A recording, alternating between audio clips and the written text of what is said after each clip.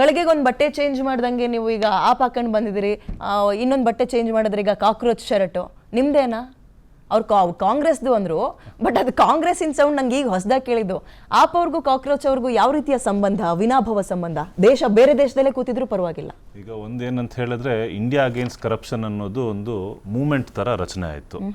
ಆಗ ಆಪೋಸಿಷನ್ ಅಲ್ಲಿದ್ದಂಥ ಕಾಂಗ್ರೆಸ್ನವರು ಜನಲೋಕ್ಪಾಲ್ ಬಿಲ್ ಡಿಸ್ಕಷನ್ಗೆ ಕರೆದಾಗ ಅವರು ತೊಡೆ ತಟ್ಬಿಟ್ಟು ಹೇಳಿದ್ರು, ನಿಮಗೆ ತಾಕತ್ತಿದ್ರೆ ಬಂದ್ಬಿಟ್ಟು ಎಲೆಕ್ಷನ್ ನಿಂತ್ಬಿಟ್ಟು ಗೆದ್ಬಿಟ್ಟು ಆಮೇಲೆ ಬದಲಾವಣೆ ಮಾಡಿ ಅಂತ. ಸೊ ಆ ರೀತಿ ಇದ್ದ ಮೂಮೆಂಟ್ನಲ್ಲಿ ಹಲವಾರು ಜನಕ್ಕೆ ಅನ್ನಿಸ್ತು, ಹೌದು ನಾವು ಆಕ್ಟಿವ್ ಪಾಲಿಟಿಕ್ಸ್ಗೆ ಹೋದ್ರೆ ಏನಾದರೂ ಬದಲಾವಣೆ ಮಾಡ್ಬೋದು ಅಂತ. ಅದೇ ಬದಲಾವಣೆಗಳನ್ನು ನಾವು ಡೆಲ್ಲಿನಲ್ಲಿ ತೊಗೊಂಬಂದಿದ್ದೀವಿ ಆಮ್ ಆದ್ಮಿ ಪಾರ್ಟಿಯಿಂದ.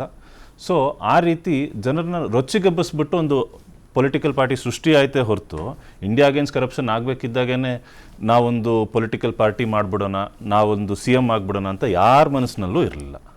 ಸೊ ಈಗ ನೀವು ಕೇಳ್ತಿದ್ದೀರ ಕಾಕ್ರೋಚ್ ಜನತಾ ಪಾರ್ಟಿಗೂ ಆಮ್ ಆದ್ಮಿ ಪಾರ್ಟಿಗೂ ಏನಿದೆ ಸಂಬಂಧ ಅಂತ ಹೇಳ್ಬಿಟ್ಟು.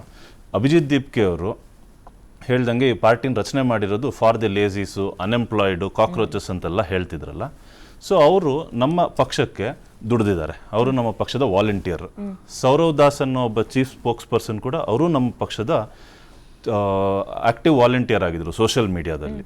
ಸೊ ಈ ರೀತಿ ಇದ್ದಾಗ ಇನ್ನು ಕಾಕ್ರೋಚ್ ಜನತಾ ಪಾರ್ಟಿ ರಿಜಿಸ್ಟರ್ ಆಗಿದೆಯಾ ಇಲ್ವಾ ಅಂತ ಹೇಳ್ಬಿಟ್ಟು 10 ದಿನದಲ್ಲಿ ಯಾರು ರಿಜಿಸ್ಟ್ರೇಷನ್ ಕೊಡಲ್ಲ ಎಲೆಕ್ಷನ್ ಕಮಿಷನ್ ಆಫ್ ಇಂಡಿಯಾದಲ್ಲಿ, ಅದನ್ನು ಕ್ಲಿಯರ್ ಮಾಡಿಬಿಡ್ತೀನಿ. ಸೊ ಆದ್ದರಿಂದ ಅವರು ನಮ್ಮ ಪಕ್ಷದ ವಾಲಂಟಿಯರ್ಸ್ ಆಗಿದ್ದರು. ಈಗ ಒಂದು ಚಳುವಳಿನ ಸೃಷ್ಟಿ ಮಾಡ್ತಾ ಇದ್ದಾರೆ. ಈಗ ನೆಕ್ಸ್ಟ್ ಪೊಲಿಟಿಕಲ್ ಪಾರ್ಟಿ ಮಾಡೋದು, ಎಲೆಕ್ಷನ್ ಕಮಿಷನ್ ಆಫ್ ಇಂಡಿಯಾದಲ್ಲಿ ರಿಜಿಸ್ಟರ್ ಮಾಡೋದು, ಚುನಾವಣೆ ಕಂಟೆಸ್ಟ್ ಮಾಡೋದು, ಅದೆಲ್ಲ ಅವರ ವಿವೇಚನೆಗೆ ಬಿಟ್ಟಿದ್ದು ಅಂತ ಹೇಳಲಿಕ್ಕೆ ಬಯಸ್ತೀನಿ. ಓಕೆ, ಒಂದು ಪ್ರಶ್ನೆ ಆಮೇಲೆ ಮುಂದುವರಿಸ್ತೀನಿ ನಾನು. ಆ ಚಳುವಳಿ ಬಗ್ಗೆ ಮಾತಾಡ್ತಾ ಇದ್ವಿ ನಾವು. ಅಣ್ಣಾ ಹಜಾರಿ ಅವರು ಶುರು ಮಾಡಿದ್ದು ಯಾಕೆ? ಅದರಲ್ಲಿ ಬಹಳ ಬುದ್ಧಿವಂತನಾದಂತಹ ಅರವಿಂದ್ ಕೇಜ್ರಿವಾಲ್ ಅವರು ಏನು ಚೆನ್ನಾಗದನ್ನ ಒಂದು ಪೊಲಿಟಿಕಲ್ ಪಾರ್ಟಿಯಾಗಿ ಡೈವರ್ಟ್ ಮಾಡಿಕೊಂಡು ಅಧಿಕಾರಕ್ಕೆ ಬಂದರು, ತಪ್ಪಲ್ಲ. ಅಧಿಕಾರಕ್ಕೆ ಬಂದ ಮೇಲೆ ಅವ್ರು ಯಾಕೆ ಒಳಗೆ ಹೋದ್ರು ಅನ್ನುವಂಥದ್ದು ಪ್ರಶ್ನೆ ಕಾಡುತ್ತೆ. ಸೊ AAP ತನ್ನ ಬಣ್ಣವನ್ನ ಕಳಚ್ಕೊಂಡ್ರೆ ಕಾಣದೆ ಈ ಕಾಕ್ರೋಚ್ ಅನ್ನೋ ಪಾರ್ಟಿ. ಸೊ ಇಂಥದ್ದೇ ಮತ್ತೊಂದು ಹುನ್ನಾರನ, ಜನರನ್ನ ನಂಬಿಸೋದು, ಯಾಮಾರಿಸೋದು, ಆಮೇಲೆ ಏಮಾರಿಸೋದು ಅಂತೆಲ್ಲ ಹೇಳ್ಬಾರ್ದು ಆಮ್ ಆದ್ಮಿ ಪಾರ್ಟಿ ಪ್ರಶ್ನೆ ಇಲ್ಲ.